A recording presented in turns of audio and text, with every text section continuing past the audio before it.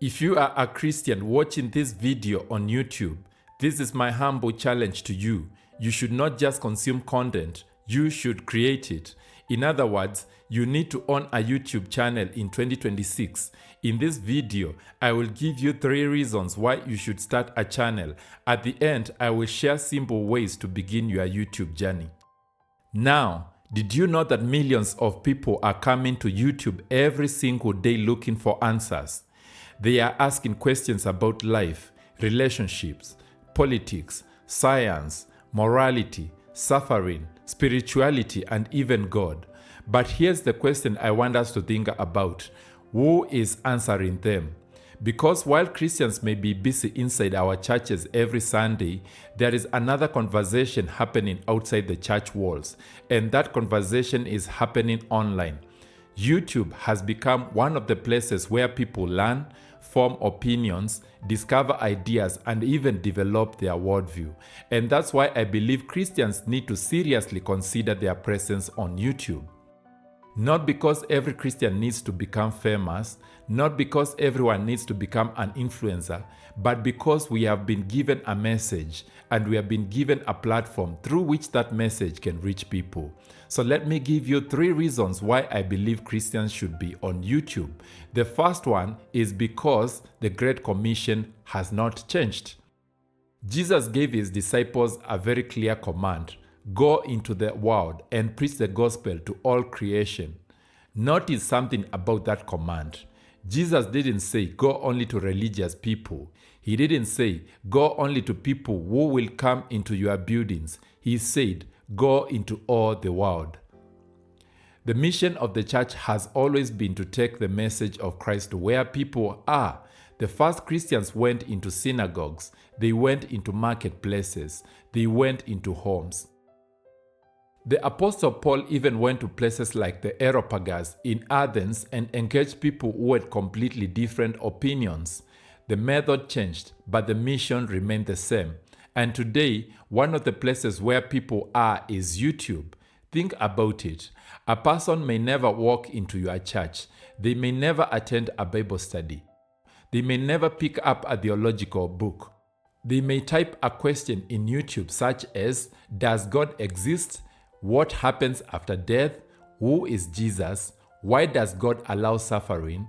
What does the Bible say about the end times? And suddenly, that person is listening to somebody.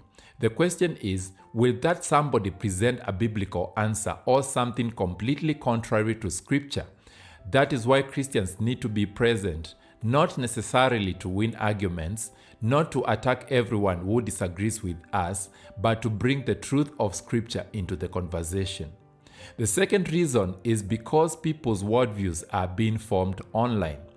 Here's another reason Christians should be on YouTube. People are being discipled online. And I'm not talking only about Christians.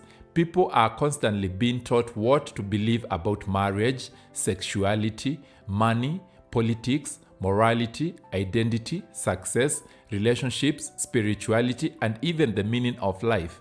And much of this teaching doesn't come from churches, but it comes from videos, it comes from podcasts, it comes from influencers, it comes from documentaries, it comes from social media. And here's something Christians need to understand. You don't have to call something discipleship for it to disciple somebody. If a young person spends hours every week listening to someone explaining what life means, what is right and wrong, what they should value and what they should reject, that person is being shaped.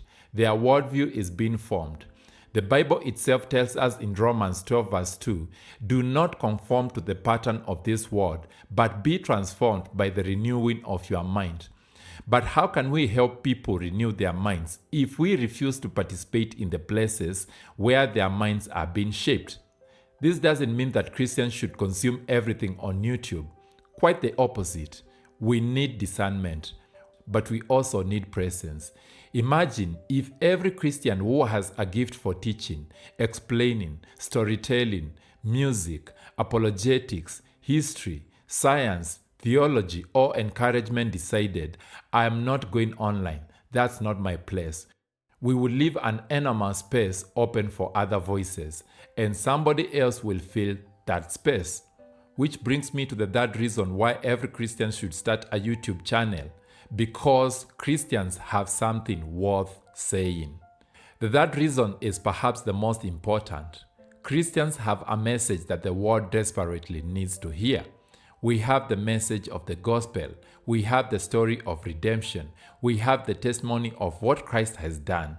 We have biblical wisdom concerning marriage, family, justice, forgiveness, suffering, hope, death, and eternity. We have answers that have shaped generations. And yet, sometimes Christians behave as though we have nothing to contribute to the public conversation. We shouldn't. Now, I'm not saying that every Christian should start a YouTube channel tomorrow. Not everyone is called to public communication, but I want to add something from my own journey. I am an ordained pastor with the Africa Inland Church Kenya, and I have been blogging since 2013. I only became a YouTuber in April 2026, so my channel is relatively very young. And one thing I have learned is this: you don't need expensive equipment or special skills to start your YouTube journey. If God has given you the ability to teach, communicate, explain, encourage, create, research, or tell stories, why bury that gift? Jesus taught the parable of the talents. The servants were given different amounts, but they were all expected to do something with what their master had entrusted to them. The question isn't, do I have as many gifts as that person? The question is, what am I doing with what God has given me? Maybe you can teach scripture. Maybe you can answer difficult questions. Maybe you can share your testimony. Maybe you can create Christian music. Maybe you can explain history from a biblical perspective. Maybe you can help young people understand the Bible. Maybe you can simply encourage someone who is going through a difficult season. And if you are a pastor like me, you can share your sermons. You don't need millions of subscribers to make a difference. One person is still one person. If one person watches your video and begins seeking God, your effort was not wasted. If one person opens the Bible because of something you said, your effort was not wasted. If one person who had lost hope hears the gospel through your video, your effort was not wasted. And if you are wondering how to start, let me encourage you. You don't need expensive gear. You can simply use your smartphone. Even for a faceless channel like mine, your phone is enough to record directly. And if you want slightly better audio, a simple $10 USB microphone can do the job for now. Start with what you have.